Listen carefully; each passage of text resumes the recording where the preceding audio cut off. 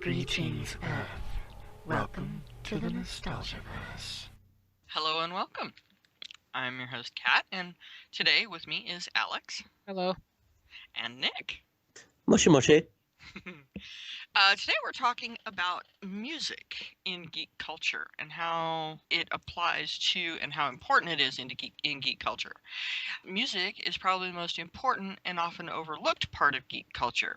First, music may have been invented in Africa and then evolved to become a fundamental part of our culture as human beings. The emotions and ideas that music expresses, the situations in which music is played and listened to, and the attitudes towards music and its composers is very important in our culture. And if you think about any of the video games or television shows, movies, and that sort of thing that you've ever seen, there's music there, and it's become its own character within the narrative. Everything from cartoons, video games. There's only like a couple of video games I could even think of that don't have music. One of them being Pong, which is one of the, if not the first computer video game ever.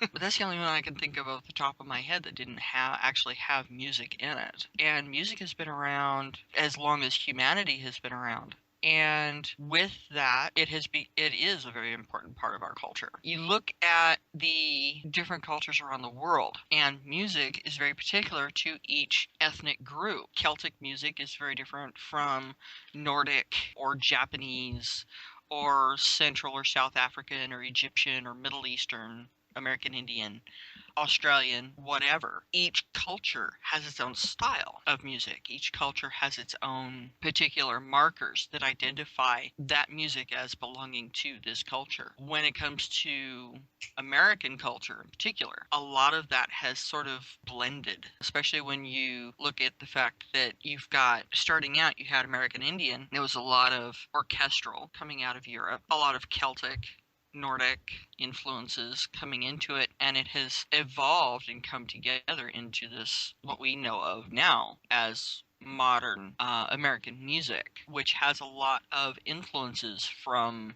Celtic and African rhythms and other cultural sources because of how they've all come together. Orchestral music, Bach, Beethoven, Tchaikovsky, etc., from various composers around the world, from Russia to Italy, the UK, German composers, and they all have their distinct flavor that is inherent in their music. And film and television has actually kind of taken advantage of that because there's no words. There doesn't need to be. But in and of itself tells a story just purely through music. Star Wars, for example, the score is orchestral. A lot of films they do it that way. And it's always been part of video media. You go all the way back to the silent films in the late early 1900s. It's music, because that's the only thing that they had for the audio track. It wasn't until later that they began recording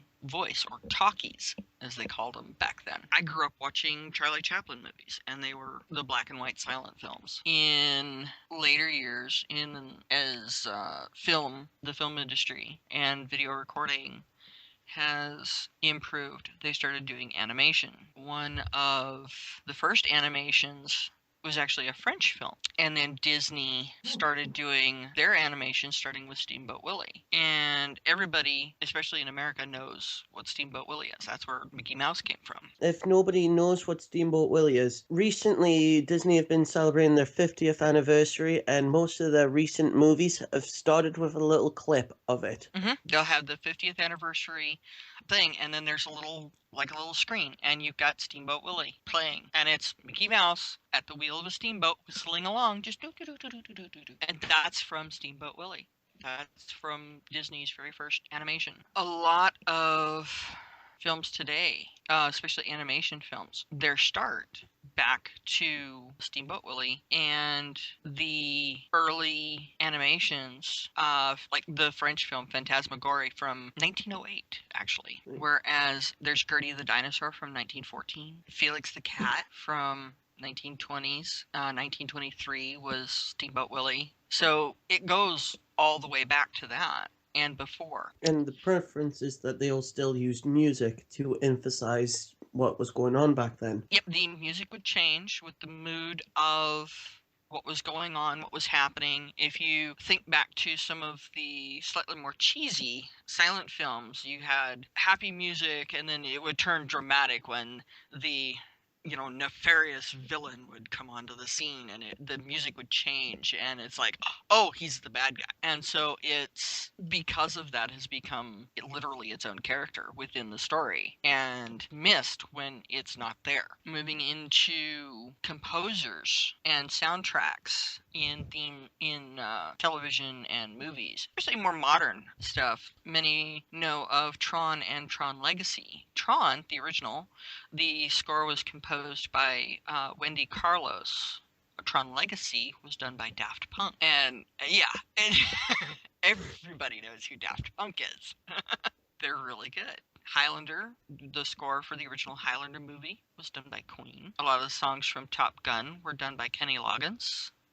Mighty Wings. And even in orchestral soundtracks like in Tron, there are songs, contemporary songs. For example, Only Solutions by Journey was played through the closing credits of the first Tron movie, and then they showed up again during a scene in Tron Legacy. The song Separate Ways was played actually during the film. So it got people from contemporary rock to heavy metal. There was actually a animated film called Heavy Metal, which was actually based on the comic books from that time period, from the 1980s, 70s, and 80s. Composers, actual score composers, some particularly well-known ones. Jan Hammer, who did the score for Miami Vice. He also did the soundtrack for Knight Rider 2000 and Charlie's Angels 2000. Danny Elfman, best known for Beetlejuice, Batman, Edward Scissorhands, Nightmare Before Christmas, Corpse Bride, Mission Impossible, the Men in Black trilogy, the 2001 Planet of the Apes, Spider-Man, Real Steel, Avengers, Age of Ultron, Good Will Hunting, and quite a few others. He is very well known, very well loved in regards to his style. Another John Williams, he did the Superman score from the Christopher Reeve Superman movies, E.T., Jurassic Park. He did the score for Star Wars, Indiana Jones, Land of the Giants, Lost in Space, and so forth. Hans Zimmer did the score for Castaway, The Last Emperor, White Fang, Lion King. So he's worked for Disney. The Rock, which is a very good movie with some really good actors in it, including Tony Todd and Sean Connery, and I'm blanking on names right now. Nicolas Cage. Nicolas Cage. That was the other one I was trying to think of. There's a lot of really good names in there, though. He did Pirates of the Caribbean, really good score. Curse of the Were-Rabbit, The Prestige, very good movie. Iron Man, the Dark Knight trilogy, Babylon AD, Transformers, Revenge of the Fallen, and Age of Extinction. He did the score for those two. The title theme for the series Through the Wormhole with Morgan Freeman as narrator, and a bunch of others. And that's Hans Zimmer. James Horner, known for Battle Beyond the Stars, Wolfen, Star Trek 2 and 3, the films. 48 Hours 1 and 2, the movie Brainstorm. How many of you guys remember that one with Christopher Walken? Dude, Christopher Walken is God. One of the many actor gods. How can we not forget about Christopher freaking Walken? Honestly, I love Christopher Walken. One of my favorite films with him in, where it plays music, by the way, where he plays the trumpet, Prophecy. Yes. Because he plays Gabriel, and he ends up being because Gabriel's the trumpeter, and I'm not getting into this right now. Yes. But yet again, music with Christopher Walken, amazing. Oh, yes. James Horner also did the score for Cocoon 1 and 2. Journey of Natty Gann, one film that I grew up with. This took place during the Depression era, which had a Transformers voice actor in the early part of it. You know who that was? Let me take a guess. Peter Cullen. No. Megatron? No. Scotsman Crothers. Scatman Crothers, jazz. Oh, He was the tinker. He was the guy selling the pots. The I'm gonna pots have to and watch pans. that. Yes, it's good. It's very good. Anyway. Aliens, the second Aliens movie. Name of the Rose with Sean Connery. Very good movie. American Tail 1 and 2. Batteries Not Included. I love that one. Willow. Score. I love the score for that one. Land Before Time, Rocketeer, Thunderheart with Val Kilmer and Graham Greene and a few other really good people. Patriot Games, The Pelican Brief, long but very good movie. Braveheart, another long but good movie. Really nice score. I love that one. Apollo Braveheart's 13. an amazing film. Oh, yes, it is. Apollo 13, which centers on the space program here in the U.S. Jumanji with Robin Williams. Ransom, Titanic, Deep Impact, Mask of Zorro, Mighty Joe Young. That's the with the giant gorilla. Bicentennial Man, again, Robin Williams. The Perfect Storm, A Beautiful Mind with Russell Crowe. That one was very good, based on a true story. Wind Talkers, also based on a true story. The Navajo Wind Talkers from the war. Troy, Flight Plan, Legend of Zorro, and James Cameron's Avatar. I'm gonna quickly say something here. Mhm. It's Avatar's music, because I sat and watched it when it first came out for the full 3 hours, and I think it would be a very boring film if it didn't have such beautiful music to go with it. That's James Horner. Yeah, like I'm saying, it would be a boring film without it. It's just when it pans across Pandorum, with Pandora. that music, it's breathtaking. Yeah, it's almost partly documentary the way it's Yeah. done because and the visuals are spectacular in that film. It is. Yeah, the music, that's a perfect example there with Avatar. The music becomes a character within the film and just makes it that much more exciting. My little 2-bit. Yeah. Another composer, Richard Bland. He did Reanimator and with Jeffrey Combs, Bride of Reanimator, Beyond Reanimator, The Puppet Master 1, 2, 4, 5, Curse of and Legacy of the Puppet Master. The only one he didn't do was 3, apparently. He did the score for Trancers 2 and 3, Dragon World, Stargate SG-1, which I have the box set. Love that series. Working on it. Yeah. Yeah. Walker, Texas Ranger, which one of the shows I used to watch. Buffy the Vampire Slayer and Smallville, among others. So he's gotten around a bit too. Yeah, these are some of these, like you were just saying, like Smallville, Buffy the Vampire Slayer, Texas, Walker Ranger, and Stargate are pretty massive. I know Smallville ran 10 seasons because I own all 10 seasons. Yeah, so did Stargate. Yeah. So like- that is a long time to be composing music for them. And go just looking at some of these credits on some of these guys, it's like, wow. You know. Another one, Tyler Bate. He did You Got Served, Dawn of the Dead, The 300, Day the Earth Stood Still from 2008. Ooh. Yeah, with Tom Cruise. Halloween 1 and 2 with Rob Zombie as director. First thing that pops into my head is the song Dragula, I swear. Me, Super Beast. Yeah, that one too. Conan the Barbarian from 2011. He did the score for Guardians of the Galaxy, and he's doing the score for the second one, Volume 2. May I add, just because of how much of a comic book nerd I am, Mm. Guardians of the Galaxy 1 soundtrack just sums up Guardians of the Galaxy perfectly. Oh, I know. I'm anticipating Volume 2 because I just got to see what he's done. Oh, I know. It's great. God of War Ascension, the video game, Transformers War for Cybertron, Killzone Shadowfall, and several others. So he's done video game scores too. Speaking from this, he's really good because I've played video games in my bio. War for Cybertron and Fall of Cybertron are my 2 favorite of all time Transformer games, and the music in them is just Yeah, I have War for Cybertron. it's perfect. Oh yeah, It's perfect. and it's not. The score is not as overt. It's almost ambiance.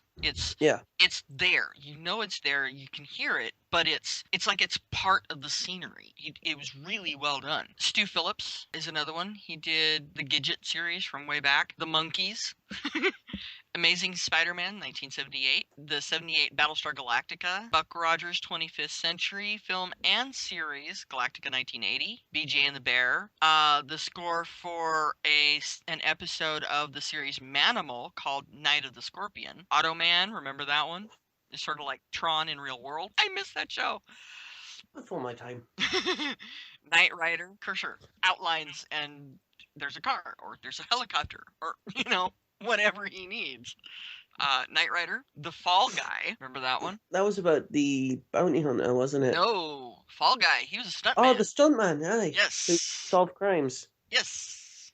The Highwayman TV movie and an episode from the series called The Hitchhiker. We actually talked to Sam Jones, who was the star of The Highwayman. Did not know that. Yeah, it's a good series. Unexpected composer.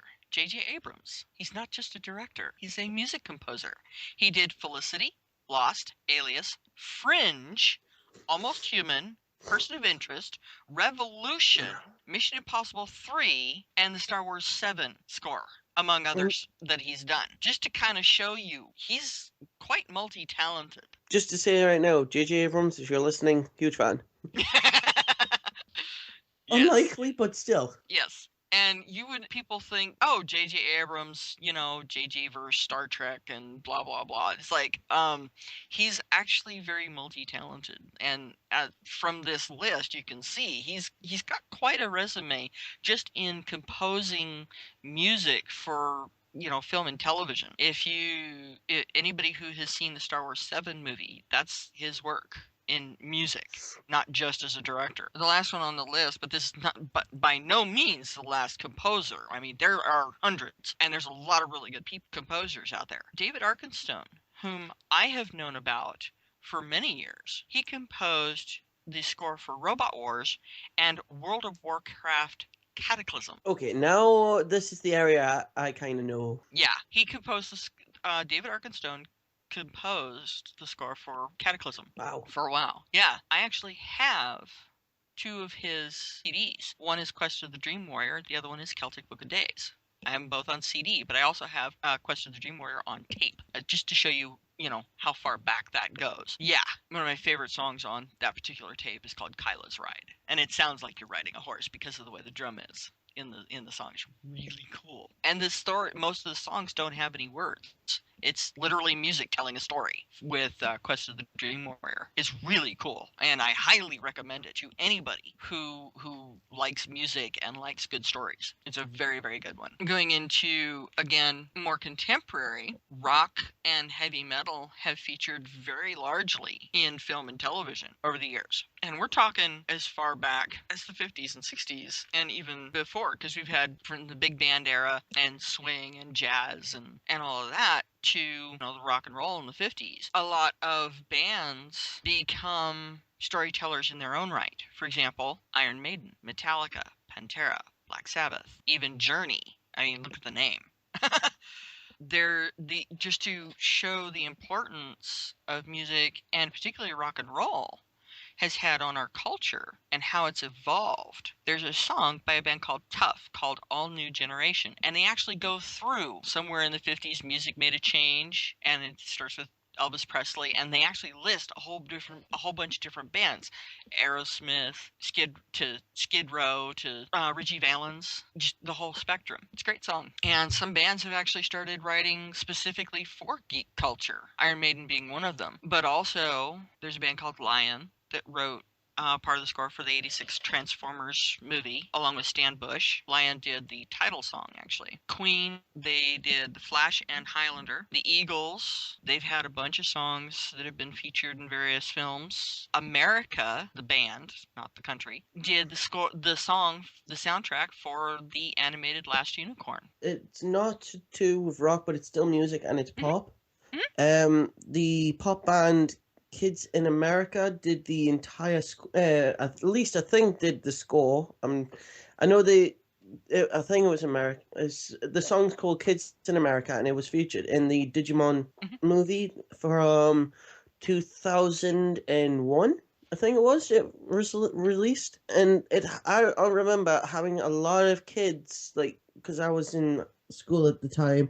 I remember a lot of kids singing that one song over and over because they went and saw that movie, Yeah. and it just shows you how much influence you can get. Speaking of Transformers, there's a group in the UK that did a song called Transform, which was actually featured at Auto Assembly for a couple of years. I must find out.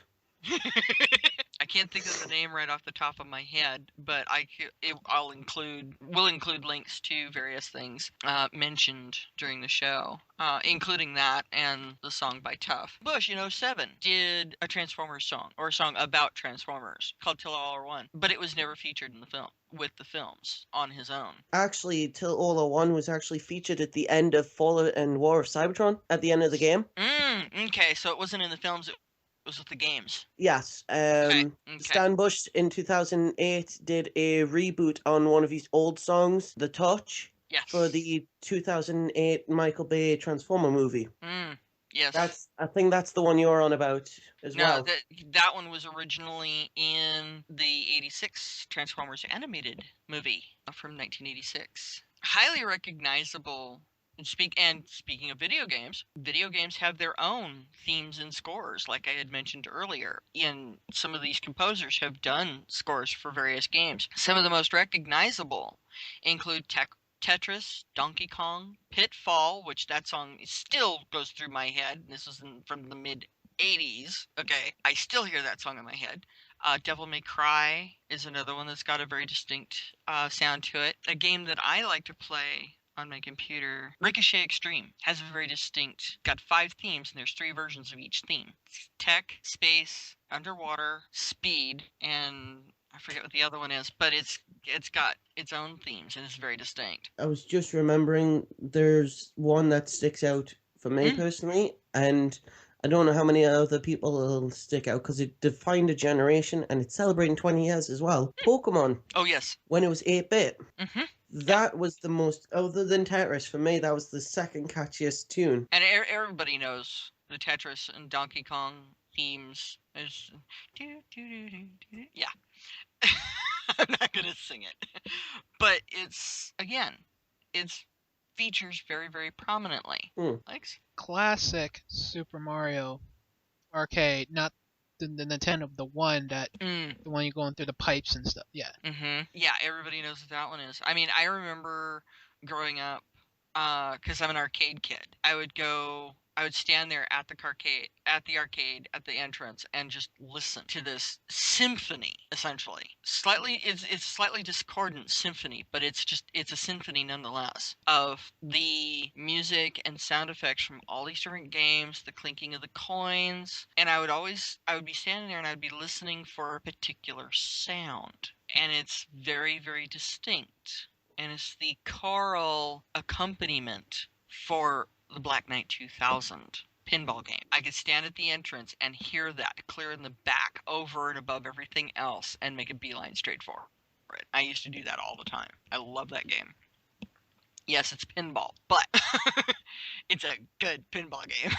I used to play that and the original Black, along with Darkstalkers, X-Men, Afterburner, the old Centipede, Pac-Man, Space Invaders, Asteroids, some of the classic. And some of them have sound effects more than music, but they're kind of musical in the way they're done. But it's still there. Some of the best known themes because a lot of movies and cartoons end up with video games, or video games become cartoons, like with Darkstalkers, or with X-Men, which started as a comic book and became a cartoon and video games. Cartoon and television themes have some very, very distinct ones. Knight Rider, A-Team, Battlestar Galactica, the original, which the theme for the original 78 Galactica became the colonial anthem for the '04 series. Which I was like, I was geeking out when I heard that. I'm like, yay, they kept it. Looney Tunes, which is actually the song called Merry Go Round Broke Down. believe it or not, is the actual name of that song. And everybody knows it as the Looney Tunes theme. Yeah, I had it on my phone at one point, and I was using it as a ringtone for certain friends because they are Looney Tunes. And that's how I found out about the name of it. But other things too, like Quantum Leap has a distinct theme. It's another show I used to watch. Airwolf, some of the more recent ones. Slightly more contemporary, Downton Abbey, which is a huge thing I know over in the UK, has a very distinct theme and musical accompaniment to the series. Very classical. Yes. Very beautiful too. Yeah. Keeping on to cartoons and TV theme musics as well. Mm-hmm. If you're a 90s kid like me, you grew up watching tons of cartoons that had such good intros. There are 4 for me that stick out endless. First one being Gargoyles from Disney. Oh my god, I love that show. Yeah, all of us is like, oh my god, Gargoyles, yes. The music in that, for being a Disney, is just so gothic and dark. It's probably Disney's best series ever. Yeah. It's not just dark, it's very deep theme-wise, and it features a lot of Shakespeare, particularly Othello, Midsummer Night's Dream, and Macbeth. Yeah, and I love that show. Yeah. Number 2, this is where some people are gonna freak out. The 90s Spider-Man cartoon. Oh wow. Has that guitar solo and guitar theme. Just jaw-dropping. It was Aerosmith, wasn't it? Not they did the Aerosmith did the original theme for Spider-Man. Climbing, spinning webs and all that. The one that describes what he does is done by originally Aerosmith. They wrote it and sang it originally as well. I think that one was done by Aerosmith. I'm not too sure. I will have to find out because that's going to bug me personally. So that's number 2. Number 3, and it's a very close third, is the X-Men theme of the same year. I was thinking of that one. I love that theme. That one's another guitar one, and it's just... Yeah. How long has it been since that cartoon's been aired and everybody remembers it? It's very distinct and very catchy, and it really grabs you. I love that one. Now, I love that show too. I actually have it on DVD. This one is my last one, and it actually shares a composer from what we were talking about. I think we talked about him before, but the show is related to Mr. Danny Elfman. Oh. Yeah, because as soon as he created this composures for the movie of this film, this cartoon, he took the music from the movie and put it into the cartoon. And it got dubbed one of the darkest cartoons other than Gargoyles. And that is the 90s Batman animated TV series. Yes. Danny Elfman did the entire composure for the entire series for its 5-year run. That's from the Tim Burton Batman movie. Yeah, the Tim Burton one, which were particularly dark. It makes sense that it carried over because that series was very dark. But like I said, that's some music that the shows have been cancelled for years, and you can go up to someone, anybody that I know, go Gargoyles or Spider-Man, and they'll have to decide on the theme, which is better. Or X-Men, the 92 X-Men series. Oh, again, music it evokes intense emotion. Love it or hate it, you still respond to it. And this is case in point, what Nick was saying. It's very distinct. Each theme, even by the same composer, is very distinct. I mean, there are certain signature elements that that's Danny Elfman, or that's Horner, or that's Zimmerman, or whoever. There's certain elements that are very particular. They're like signatures. But each theme is very distinct. It's like you go from Superman to Jurassic Park. very different themes by the same person. And there's little key bits that it's like, okay. Because if you listen to them, then it's like, okay, I see the similarities, and you can tell. But again, very, very distinct and very specific to that particular film or television show or cartoon. Like you were saying about like Superman and that, some of those cartoons and TV shows, like you'll go, it doesn't ring a bell, but as soon as you hear the music, it will. Yep. Like for me, a lot of things that one show actually, a lot of people remember because of its music. Because of its theme as well, may I add. Aired in the 90s. I can't remember how long it ran, but the actor is actually the main actor from it. One has died. May he rest in peace. But another one has gone into a lot of superhero stuff recently. And he's actually about to hit he's hit the movies recently as well. And that is Will Smith's Fresh Prince of Bel-Air. A lot of people will go, what's the Fresh Prince? But as soon as you start singing that theme, everyone else will join in. It's very iconic from its not just for its time and its genre, but just in general. It is very, very iconic. Will Smith is actually known for his comedy and his music, and he's becoming just as well known for his dramatic roles. I Am Legend, After Earth, and several others that he's done. And the upcoming Deadshot from Suicide Squad. So waiting for that. Oh yeah, you can't get away from music even going into the written word. Look at comic books. Look at how many comic books actually mention songs or music or have referenced to songs in the pages, in the dialogue, song quotes. Deadpool, Spider-Man, Joker, Harley Quinn, they've all quoted songs. And it's very in your face sometimes. So even in comic books, music is present. You can't hear it, but they'll quote a song and it's like, oh, there it is in your head suddenly, if you've ever heard the song at all. So it's... And a lot of cartoons actually started out as comic books. A lot of them actually did. Not all of them, but a lot of them did. Yeah. X-Men, Spider-Man. The great comics, I would say, ended up with... transitioned well into great TV shows. Oh yeah, they did. An interesting thing that has happened is songs have actually, there's a lot of crossover between film and television with music. An example, Crockett's theme, which was written by Jan Hammer for Miami Vice, was actually featured in Grand Theft Auto Vice City. Makes sense.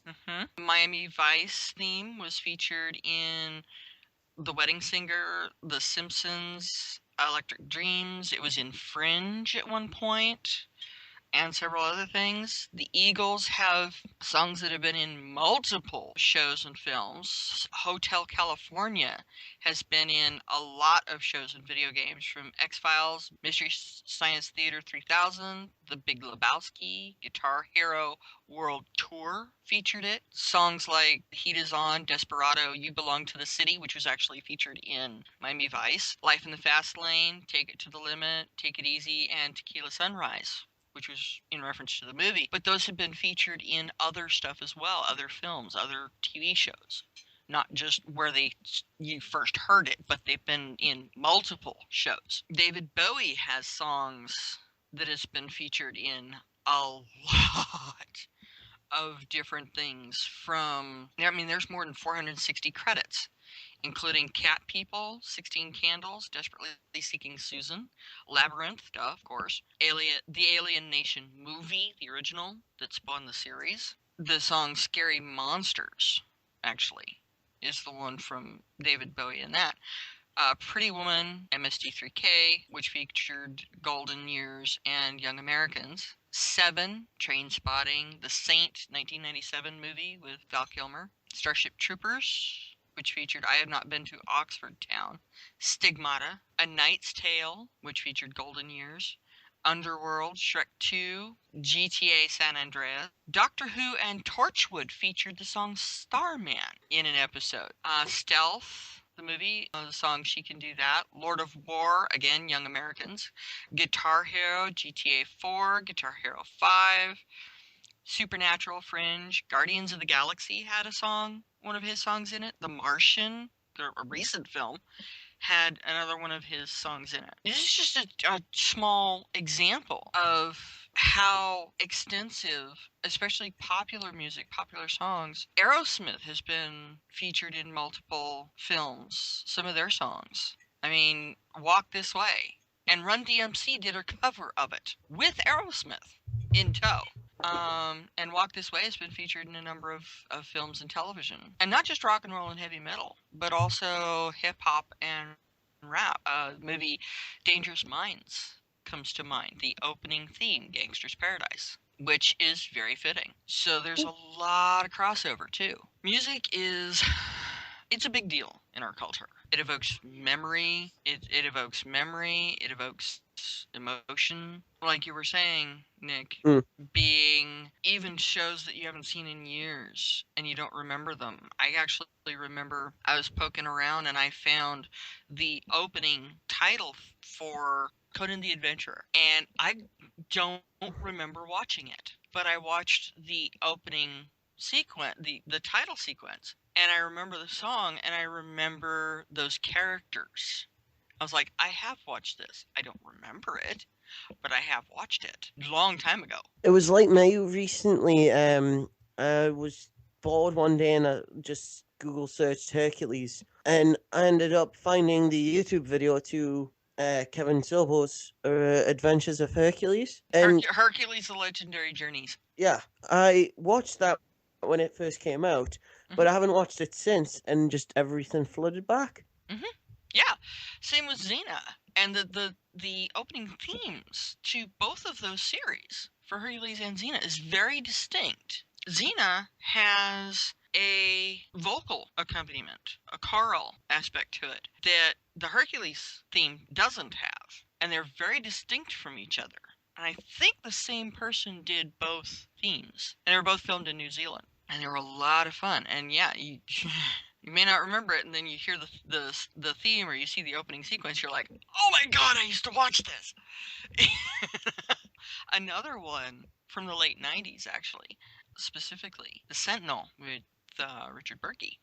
He's a Cascade police detective, and he ex-military, Marine, I think, if I remember correctly. He has heightened hyperactive senses, all 5, and he ends up with this guy that's doing a college thesis on Aboriginal cultures, and he ends up helping Jim Ellison is the character's name, learning about his abilities and learning to control them, and he ends up doing a thesis paper on it at the end of the series. It ran for 3 full seasons, plus I think it was like 8 episodes for season 4, because they canceled it right at the end of season 3, and the fans went, oh no, you don't either.